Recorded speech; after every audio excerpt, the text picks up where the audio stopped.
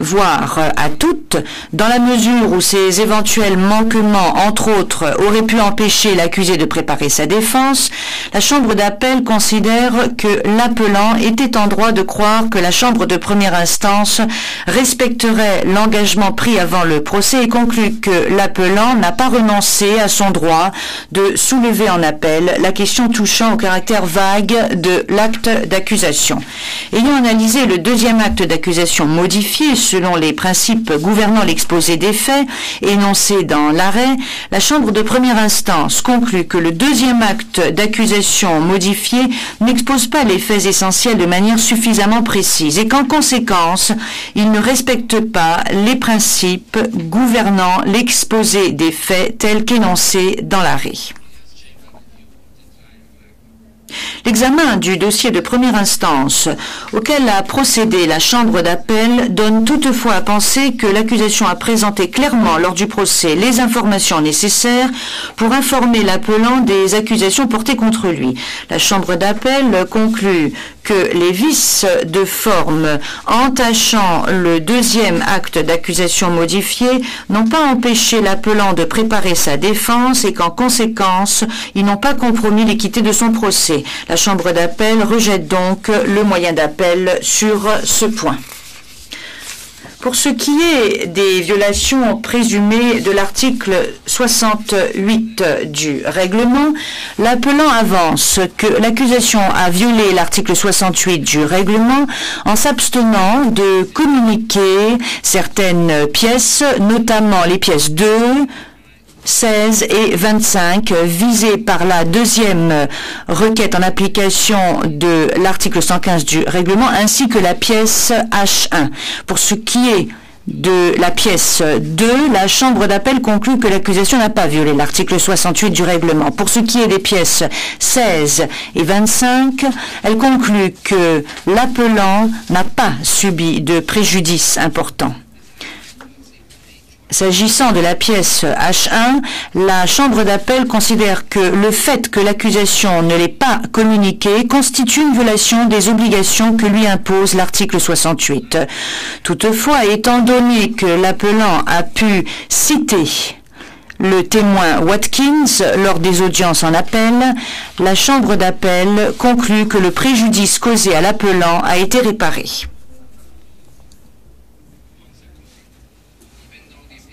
En conséquence, même si elle considère que l'accusation a effectivement violé l'article 68,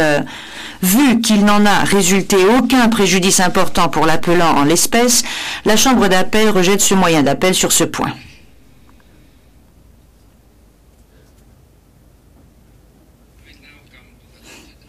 Nous allons maintenant aborder le chapitre des erreurs alléguées concernant la responsabilité de l'appelant pour les crimes commis à Armici et dans les environs.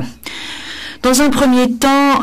voyons ce qu'il est de la responsabilité de l'appelant au sens de l'article 7.1 du statut. La Chambre de première instance a déclaré l'appelant coupable en application de l'article 7.1 du statut pour les crimes dirigés contre la population civile musulmane et commis après qu'il eut donné l'ordre à la brigade Viteshka, à la brigade Nicolas Shubich Zrinski, au 4e bataillon de police militaire, au Jokery, au Vitezovi et au Domobrani de lancer une offensive contre Armici et les villages environnants. La Chambre d'appel considère que la déclaration de culpabilité de l'appelant prononcée en application de l'article 7.1 se fonde sur les constatations suivantes de la Chambre de première instance. Premièrement, l'attaque était organisée, planifiée au plus haut niveau de la hiérarchie militaire et dirigée contre la population civile musulmane d'Armici. Deuxièmement, la police militaire, les Jokery, les Domobrani et des unités régulières du HVO, dont la brigade Viteshka, ont participé au combat et les attaques n'étaient justifiées par la présence d'aucun objectif militaire. Et troisièmement, l'appelant avait les pouvoirs d'un supérieur hiérarchique sur la brigade Viteshka, les Domobrani, le 4e bataillon de police militaire et les Jokery durant la période considérée. Au soutien de la déclaration de culpabilité qu'elle a prononcée contre l'appelant en application de l'article 7.1, la Chambre de première instance a constaté que la pièce D269 était très clairement un ordre d'attaque adressé aux forces de la brigade Viteshka, aux forces du 4e bataillon de police militaire, de la brigade Nicolas Shubitch-Zrinski et de la police civile, dont la Chambre de première instance a déclaré qu'elles avaient été reconnues sur le terrain comme celles ayant mené le combat.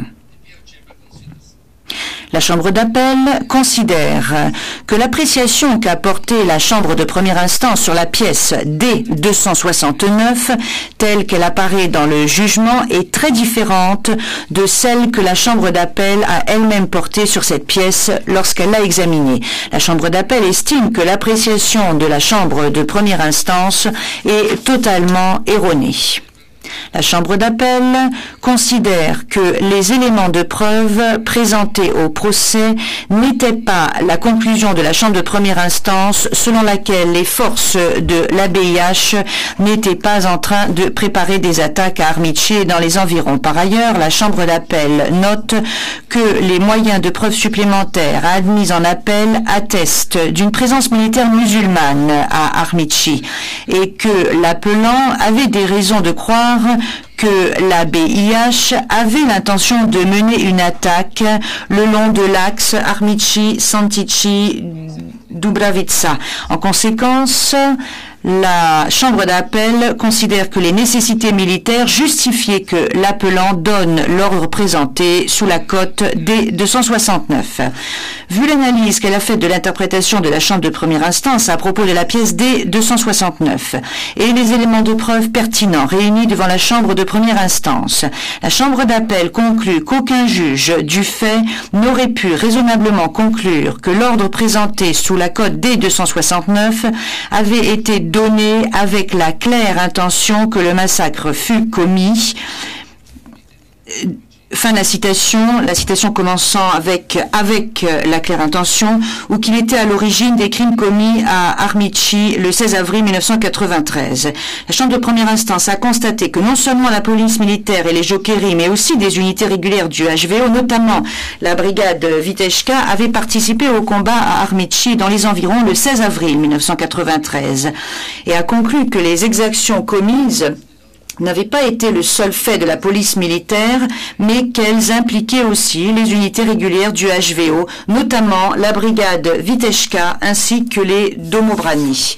La Chambre d'appel considère que la conclusion selon laquelle la brigade Viteshka et les Domobrani ont pris part aux exactions commises durant l'attaque contre Armitchi et les villages environnants au vu du dossier de première instance n'était pas suffisamment fondée. La Chambre d'appel souligne que les moyens de preuve admis en appel remettent sérieusement en cause cette conclusion et indique que les crimes commis à Armitchi et dans les environs le 16 avril 1993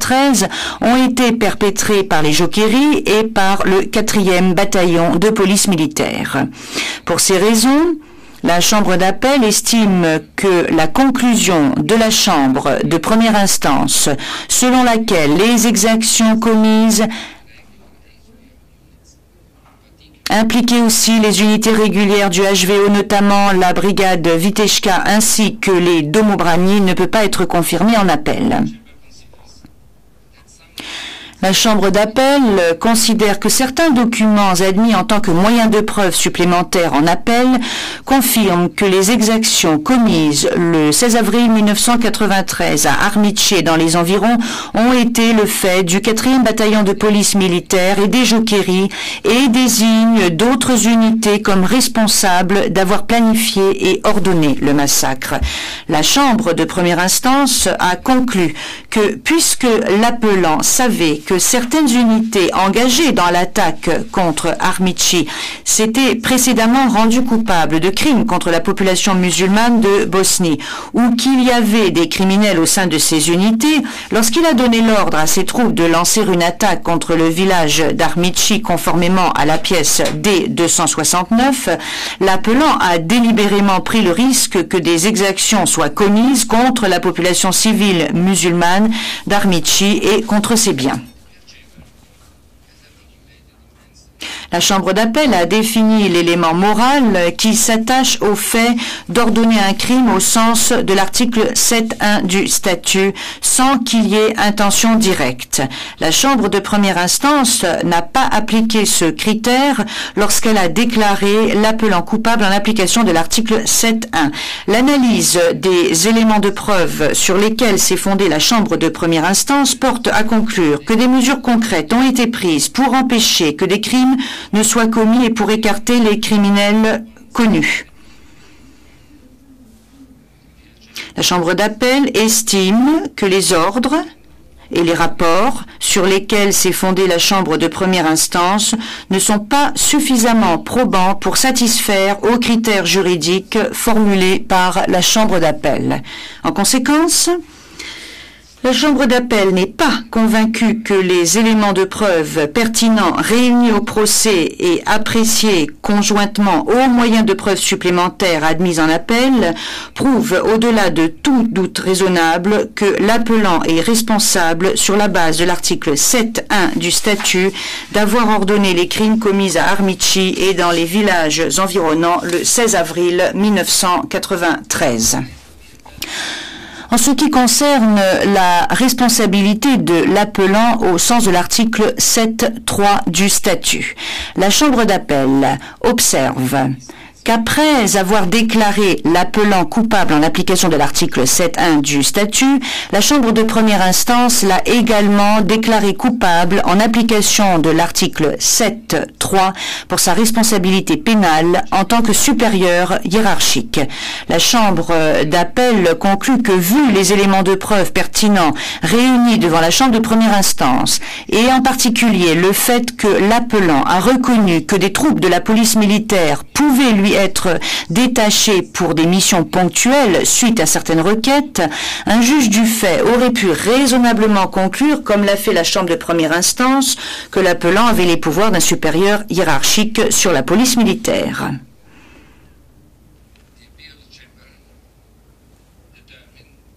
La Chambre d'appel a déterminé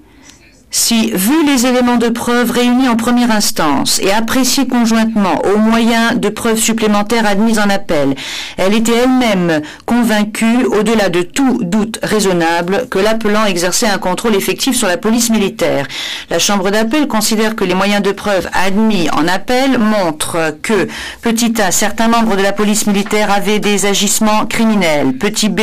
donne à penser que la police militaire bénéficiait de la protection d'autres personnes et agissaient souvent sur leur ordre. Et petit c porte encore davantage à conclure que les membres de la police militaire ne reconnaissaient pas l'autorité de l'appelant et n'exécutaient pas ses ordres. La Chambre d'appel a également entendu des témoignages en appel indiquant que les unités de la police militaire, notamment les jokeries, n'étaient pas de facto commandées par l'appelant.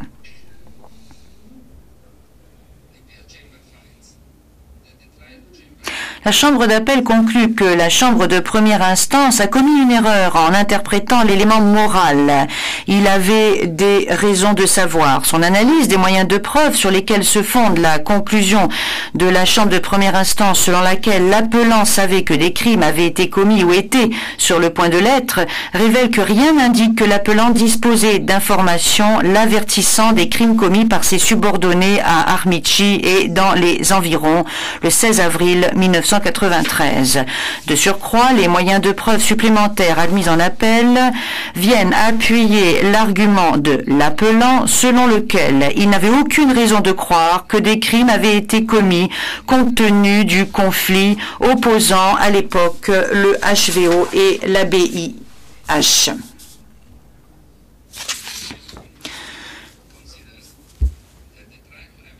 La Chambre d'appel considère que les éléments de preuve réunis en première instance et appréciés conjointement aux moyens de preuve admis en appel montrent que l'appelant a pris les mesures raisonnables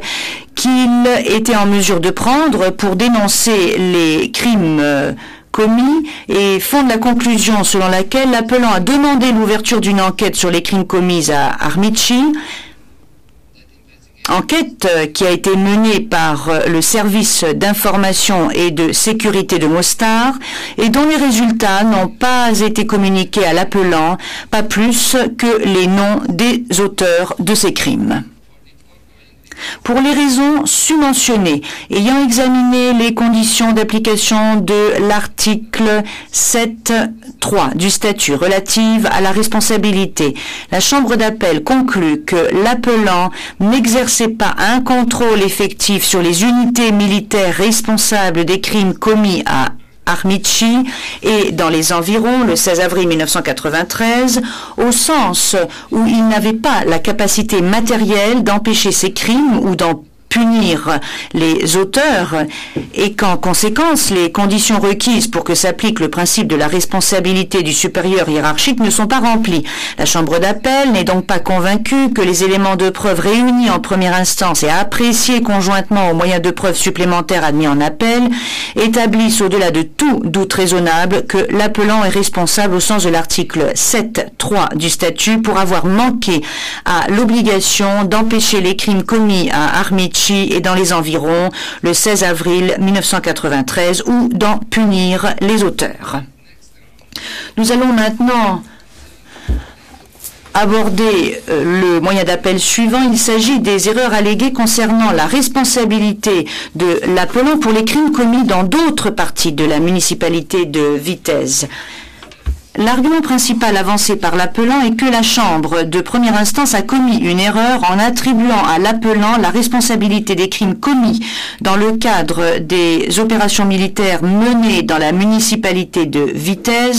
du fait qu'il était le commandant du HVO dans la région. Pourtant, l'appelant n'a jamais contesté le fait qu'il était de jurer le commandant des unités régulières du HVO en Bosnie centrale en général ou qu'il a ordonné certaines opérations militaires dans la municipalité de Vitez en 1993. La conclusion selon laquelle l'appelant est coupable d'avoir ordonné certains crimes et d'avoir manqué à son obligation d'empêcher ces crimes ou d'en punir les auteurs après coup ne saurait toutefois se fonder exclusivement sur le fait que l'appelant était de jurer le commandant des auteurs des crimes. Par ailleurs, la Chambre d'appel considère que dans le cadre d'un conflit armé comme celui en cause, préparé de longue date et opposant deux camps, la question de savoir quelle partie a déclenché les hostilités n'est pas pertinente pour déterminer la nature de ces actions durant le conflit. Ce qui intéresse le tribunal international, c'est de savoir si des crimes ont été commis durant le conflit et par qui. Coming to the appellant's responsibility under Article 7.1. S'agissant de la responsabilité de l'appelant au sens de l'article 7.1 du statut, et pour ce qui est des attaques du 16 avril 1993 sur la ville de Vitez, la Chambre d'appel reconnaît qu'un juge du fait aurait pu raisonnablement conclure, tout comme l'a fait la Chambre de première instance, que l'attaque lancée contre des unités de l'armée de Bosnie-Herzégovine présentes dans la ville de Vitez était illégale. Cependant, au vu des moyens de preuve supplémentaires, la Chambre d'appel n'estime pas qu'il ait été prouvé, au-delà de tout doute raisonnable, que l'attaque était dirigée contre une cible civile, ni qu'elle visait la population civile de la ville de Vitez. Et la Chambre d'appel considère que l'on ne peut s'appuyer sur les constatations de la Chambre de première instance sur le nombre de victimes civiles occasionnées par l'offensive du 16 avril pour déterminer la nature de la dite offensive. De surcroît, aucun juge du fait n'aurait pu raisonnablement conclure, sur la base des éléments de preuve présentés en première instance, que l'appelant savait que des crimes risquaient d'être commis au cours de l'attaque. A fortiori, les éléments de preuve présentés en première instance ne peuvent satisfaire, remplir, au-delà de tout raisonnable, les critères juridiques édictés par la Chambre d'appel dans le présent arrêt. S'agissant du camion piégé du 18 avril 1993, la Chambre d'appel souscrit à la conclusion de la Chambre de première instance, selon laquelle l'explosion du camion piégé constituait un attentat terroriste et un crime contre l'humanité. Cependant, la Chambre de première instance n'a cité aucun élément prouvant que l'explosion résultait d'un ordre donné par l'appelant. La Chambre d'appel a minutieusement passé en revue les éléments de preuve pertinents présentés en première instance, au cours de l'appel et dans le cadre de la réplique, et elle est convaincue, au-delà de tout doute raisonnable, que l'attentat a été réalisé avec des explosifs. Cette partie de la conclusion de la Chambre de première instance demeure donc valable. Cependant, la Chambre d'appel estime que les éléments de preuve présentés en première instance